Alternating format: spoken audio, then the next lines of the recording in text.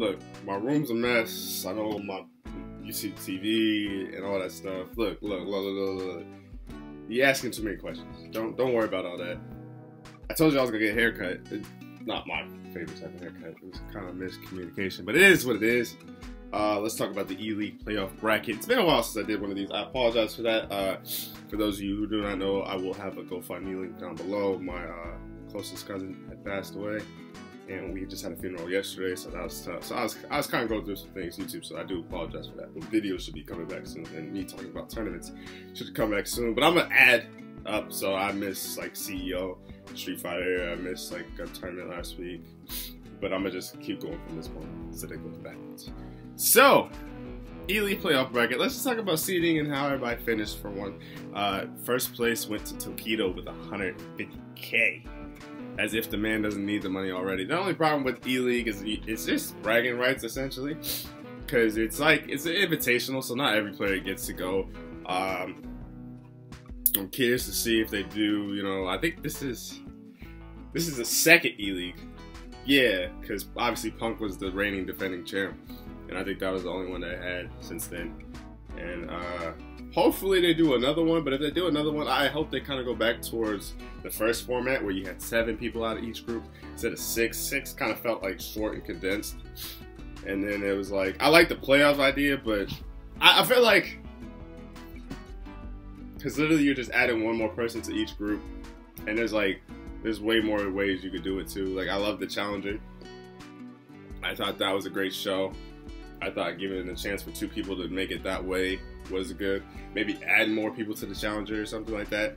Or maybe have like a play-in, let's say like 3 different ways to get in. Like invitational, which I agree with. You should invite the players you want to, because it's also on TV. So it's like, it's the best way to represent the fighting game community and get people to invest in the fighting game community. So you want the star players, or you want the players with the personalities, or you want the like rising up. You want a good mixture of certain players, so people will enjoy it and people will watch it for that reason. You know what I'm saying? So maybe have like the reality TV show thing, what you had with the Challenger. Have it to where it's like a pure, have it to where it's like TV based with the reality show. Then have it to where it's like pure fighting games, where it's like, yo, if you want to get into this, get in. And then have it to where it's like in the middle between the invitational, obviously. So I think, actually, I honestly think that the next Eleague fighting game thing is probably going to be Dragon Ball, just because how well it's been doing and how they just announced a tour. And I would love to see a Dragon Ball one. I mean, that's essentially, out of all the top fighting games, that's really the only one that we're missing. Maybe Soul Calibur, but Soul Calibur doesn't come out to October, so it just really depends on who's hot in that game and how that game does success-wise and stuff like that. And I just had something with Tekken. That's what I'm going to go side out. They'll do Tekken, and it just is in a weird spot. But back, I know I went on a little rant. I'm sorry, but Smug taking second place, so we'll get into that. We'll get into that. Those two especially. Those are basically my topics for today. With 40K. Daigo with 20K, Problem X with 12K, and then Momochi and Punk took 5K both represented, and then Dogura and Fujimara took 3K both respectively. I'm gonna list everybody too, so who finished in 9th place. I just put 9th place. They had 9 through 12, so it might actually be 9 through 12 just based off of seeding and maybe how many games they won and things of that nature. But I just wrote it as, you know, fashion tournament standard. So Luffy, Problem, Snake Eyes, and Infiltration finished 9th place with whopping 1K, and JB, Commander Jesse. It's good to see JB and Commander Jesse represent the Eleague Challenger Series to show like, hey, even though it's a reality show, I can still play Street Fighter 5, because at the end of the day, that's what they had to do. So the fact that they were both kind of selected to enter, and like they represent, they did outright damn well, pretty good. It's good to see. Haitani got 1K as well, finishing 13th. Meta RD finished 17th. Fudo Rolinho, the reigning, I guess, runner-up. Yeah, finished 17th place. Idom had 500. And then PR Barlog, 801 Strider, Justin Wong, and F Champ. I thought Justin Wong, even though he didn't have a great showing in the Eleague tournament format, the fact that he was able to do commentary. And it's like, because Joe's been doing a lot lately too. I like tendencies. I like seeing where players are making adjustments. I'm starting to see that now. You know what I'm saying? Like, when I first started doing commentary, I saw the basic stuff, so I couldn't really explain why people are doing certain things. But now I'm starting to get to the understanding of, like, why they're really utilizing that standing medium kick is to keep him at bay, especially, like, when Daigo did it against Smug to keep him out. And then, like I said, we'll talk about all that later. But, yeah, and then the last 17th place and 21st place both got a whopping $500. So Eleague, you know, definitely came out and show out and paid pretty well. I didn't see the celebrity one. I think the celebrity one was not this week, not last week, but the week after before that. And I think they had the celebrity one, but I don't know how that went. I'm really curious to see how that went. If you know how that went, let me know down below. But the first topic I have is Tokido the GOAT? Obviously, most people are gonna say yes, duh, and I agree with that. But is he the GOAT for Street Fighter 5 or is he the actual GOAT? See, that's the thing I think is kind of a gray area as far as fighting games go, because I think Kazunoko was a Capcom Cup champion. I don't know if he won Evil. He might have. I honestly don't know. I'm just going off of memory. You know, Daigo, obviously, what he's done, and just it's just interesting to see. Like, I think there's GOATs. I don't know if there's a Mount Rushmore though, because I feel like if you're on a Mount Rushmore, you gotta be like a Justin Wong-esque, where it's multiple games and people know you for different things. Like Dogura, I think he won. He might have won Evo as a Guilty Gear. Like, he's a Guilty Gear god. Like, that's what I heard, and it makes sense why you play Dragon Ball. Like, he's really good at Dragon Ball. I think Oichi played Guilty Gears. Don't quote me on that though. But I mean, he's a god in Dragon Ball. Like, he's obviously a legend in Dragon Ball. So I think it really depends on the game. I feel like, but to be on a Mount Rushmore, like mine, off the top of my head, I'd say Daigo, because I know he won 6 Evos, something crazy like that. I think Tokido's up there just for his dominance. He's the closest thing to dominance in Street Fighter 5, especially now. And then I think Justin Wong, just his record and he can pretty much play any game he touches his hands on. That's just a skill. That's a skill. I would rather be able to be like Justin Wong good at all the games than a Tokido good at one game. But then again, that's also my personality, because I do like playing other fighting games. And I think you should. I think if you're not like a pro or trying to be a pro in one game, I definitely think you should play all fighting games. Because one thing, all fighting games train you for fighting. Like, the specific fighting game, like whatever your main stitch is, will get you ready for other games. So, like, you know, the mix-ups that you see in Dragon Ball are not that scary when you play Mortal Kombat X. You know what I'm saying? That's just mix-up heavy. Like, and you literally have a block button that you're holding, and it's still mix-up heavy. So, I said Justin Wong, Daigo, Tokido, and then I think Sonic Fox, obviously, but Sonic Fox because I grew up in the NRS scene, and he's just dominant. And then that's one thing I do hate, is like how people, when somebody gets so dominant that, like, oh, if they lose then they're free, or they suck now. It's I don't know. You know, you gotta deal with stream monsters. But yeah, that's my question for you guys: is Tokido the GOAT? Even MetRD, the reigning Capcom Cup champion, the guaranteed spot in the Capcom Finals. He said, if I had not beat Tokido in Capcom Cup, even you can even I don't know what I was trying to say there. You could even give Tokido credit because he was still in the grand finals. You know what I'm saying? Nemo was third, but yeah, Tokido was still in the grand finals, so you could technically still give him Capcom Cup because he was right there. So MetRD tweeted, he's like, if I had not beat Tokido in grand finals, he would be the reigning Evo champ. Well, he is the reigning Evo champ, reigning Brooklyn beatdown champ. I think that's true. I wonder if there's a Brooklyn beatdown this year. I don't know. I haven't seen anything about it. I'm not too sure what's the next tournament. Eleague champ now, and then the Capcom Cup champ. And I honestly think,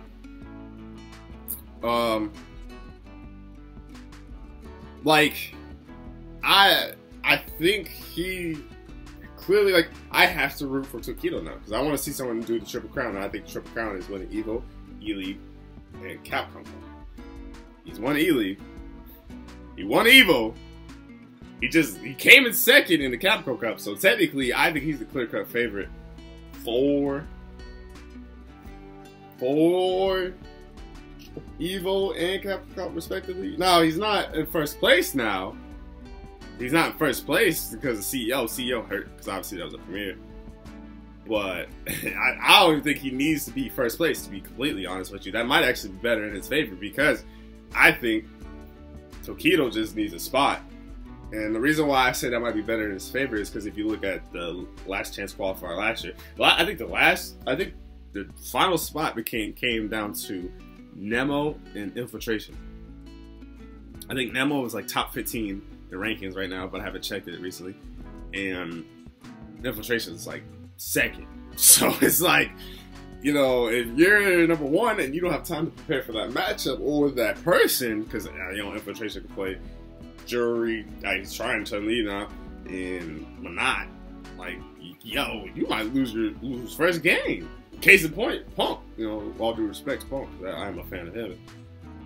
So it's like, you might not want that number one spot.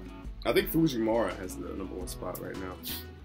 And so, I want to see someone win the triple count. I definitely think Tokido could do that now, especially winning. But then there's kind of controversy between that winning too as well. But not to rain on someone's parade before we even bring it up, let's bring up Smug and his incredible run. Smug went for the Eleague playoff bracket. He went 15-3 versus the competition.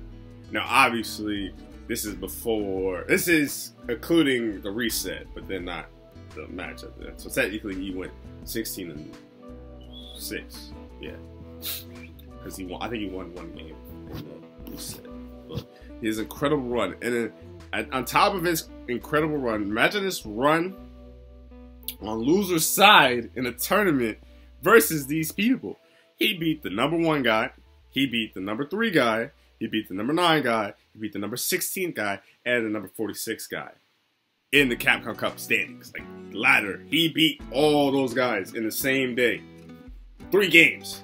He 3-0'd Tokido. When's the last time Tokido got 3-0? He got 2-0'd, you know what I'm saying, with CEO. Well, I'll give you that. I don't remember the last time he got 3-0'd. Like, I don't remember that. Like, that was crazy to me. To see that, and it was weird, too, because it was like, I watched some of it, but I didn't get to really watch all of it, because I forgot that it was on. So then, like, I saw the tweets, really. So it was like, I think Smug beat Fujimura. And honestly, I had Smug. I had Smug. I could see Smug going past Fujimura. I know it's crazy, too, because Smug, I don't think he's not ranked in the top 32, or top 31, I think, technically, because top 30? I guess it's technically, because Minority has a guaranteed spot, and there's the last chance qualifier you have to take consideration. So, yeah, I think top 30. So, he's not ranked in the top 30. He's not ranked in the CPT standings. So, it's like, he's outside looking in, and he beat the number 1 guy in the, like, if this was Capcom Cup, he beat him, and he was moving on to the second round. Now, he's in losers, and Fujimura's in losers. So, he beat him. Then, he went on to beat one of his closest friends, Punk. Did he beat Problem X? Then he beat Daigo. That set with Daigo was so godlike. But yeah, like I was saying earlier, I saw the tweets. So I saw the tweets of Punk and Fujimura. That was the 2 matches I didn't see of Smugs.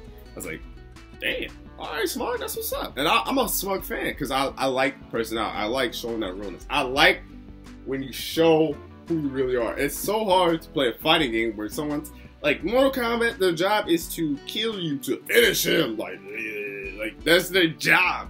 So it's hard to play a fighting game and have someone you're playing like a long set with and they just doing fatalities. So like, bro, you ain't see it? You ain't never seen these? Or like they doing x-rays. But it makes sense in Street Fighter 5 and stuff like that. But it's like, dang, bro. So the fact that where was I going with this? Hold on. I had the point and then I went on a tangent about Mortal Kombat. Yeah, I like seeing the emotion. I like seeing, you know, that realness, and Smug's always been real. Like he's always looking at the camera, making like a smirk face, laughing, having a good time. Smug is a great representationism of, it's a word, trust me, don't look it up. A great representation of being a sponsored player. Like he does everything. He's a good streamer. He connects. He's social. He plays well. He's been a character loyalist too. And on top of that, he's been playing Balrog. Like people kind of gave Smug this credit. I think he finished top 3 at Texas Showdown, I believe. I mean, I know Texas Showdown is not the biggest tournament in the world, but it's a solid tournament. I mean, I think he won it last year. And so the fact that people were like, oh, you only won it because of boxer. Like, everybody's been trying to discredit him because of boxing. Boxing was kind of broken in season 2.5. He's more normalized now, but Smug's still able to do it. And like, he's like, yo, if you don't watch your toes or you try to backdash, I'm gonna catch you with this dash straight right in your mouth. I'm gonna EX it, keep it safe. Like, what's up? Like, I like how Smug's been sticking with the character.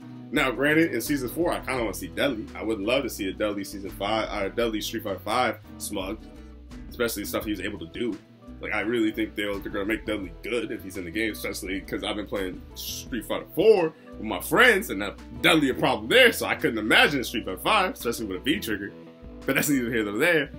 So it's like this incredible run, and that set with Daigo, like I said, was my favorite set that Smug did.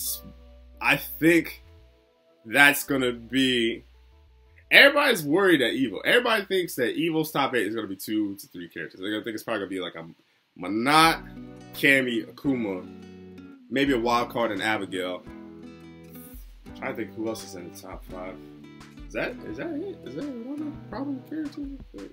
I think those 4. I want to say are the problem characters. I honestly see like a character specialist being in that top 8. I really do. I see maybe 1 or 2. I see like, maybe not Smug in per se, but I see someone who's playing boxer. Or I see someone who's playing like a character you know about, but it still could be a problem. It depends on if it's in the right hands. I don't know who. We'll get to that when we get to that with Evo, but yeah. So Smug had an incredible run. And the 110K commercial break controversy. I love the fact that businesses and basically, it's like you gotta think of it, you gotta think of the FGC community, right? Them branching out with Eleague helps everybody because that helps commentators get jobs, that helps commentators get paid and be on national television, that helps producers, that helps people in the FGC, that helps the players, that helps sponsors, that helps a wide variety of people. Everybody can eat off of that, essentially.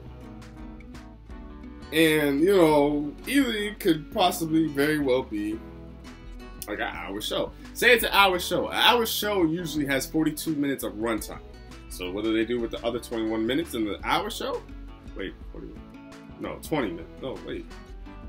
I think it because I know it's like 21.9, and then I think it's 42.21. It makes sense in my head. Trust me. I know I sound crazy. I might have had it right the first time, but that's why I was told. It's like it's 42 minutes of runtime. So the rest is commercial. I'll just leave it at that. I'm goofy. Hey, I gotta get back into it. You know what I'm saying? You don't do anything like it. It's like riding a bike. This guy fall down a couple times. But so you guys, you gotta get paid for those spots. So that way, that's how TV shows make money and stuff like that. So because they're running commercials as sponsors and that help the channel, or whatever. But it's all about placements, right? Like, I feel like if I'm watching Law and Order and they're about to reveal the killer, they wouldn't go to commercial right as they're about to say it. You know what I'm saying?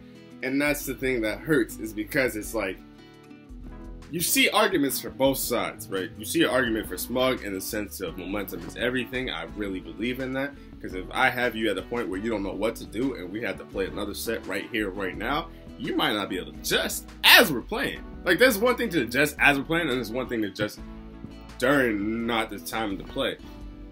And then you look at Tokido as in someone who could take 2 minutes. It was like 2 minutes and change because they had the patented Guile Eleague sponsored commercial break. We'll be back in da-da-da-da time.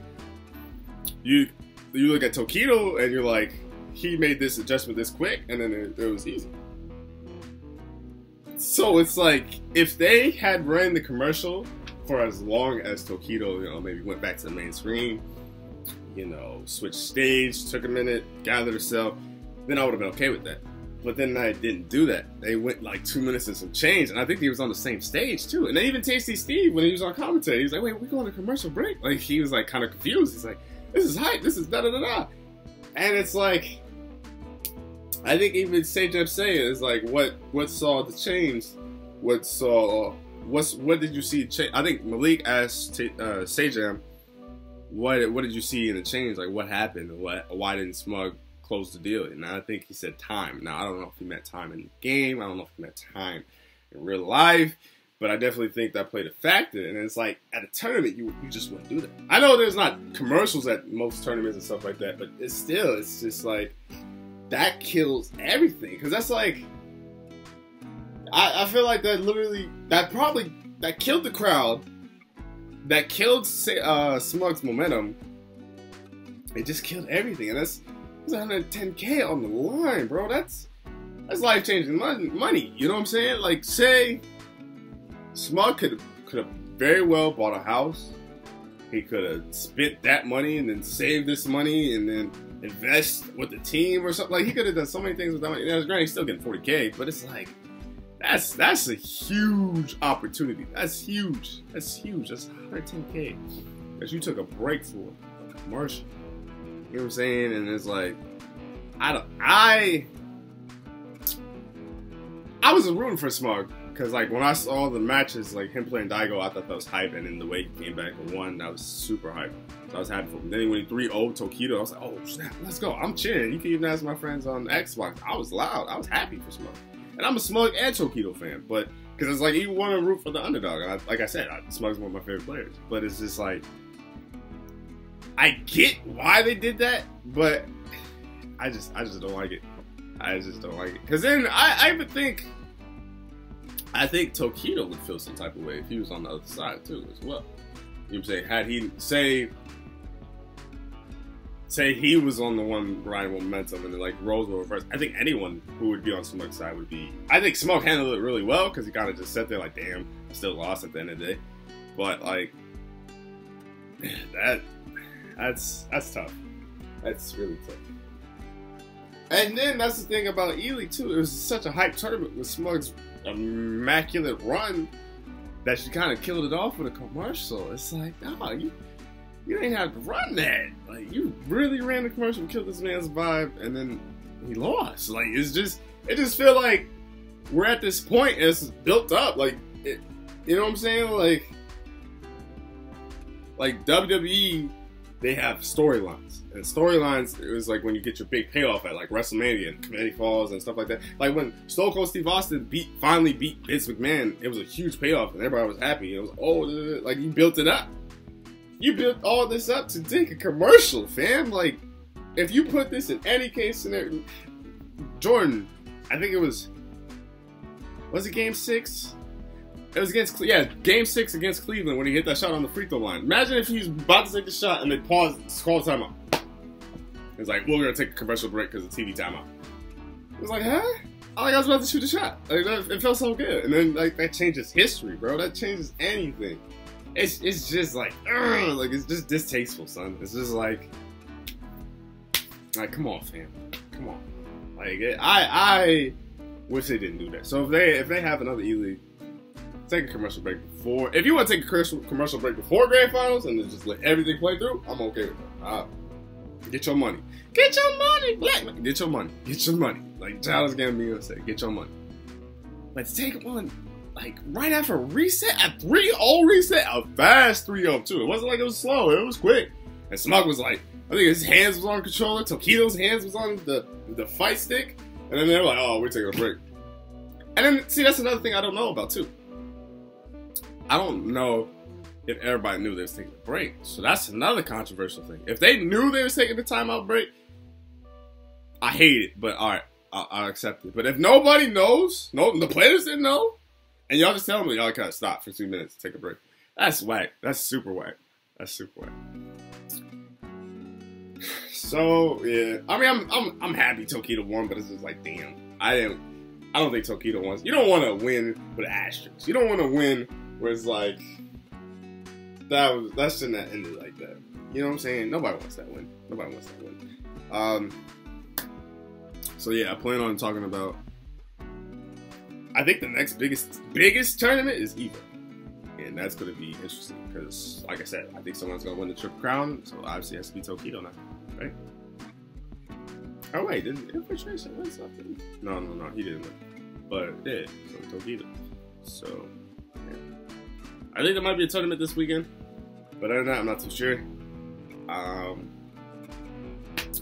Yeah, man, feels good to be back on YouTube.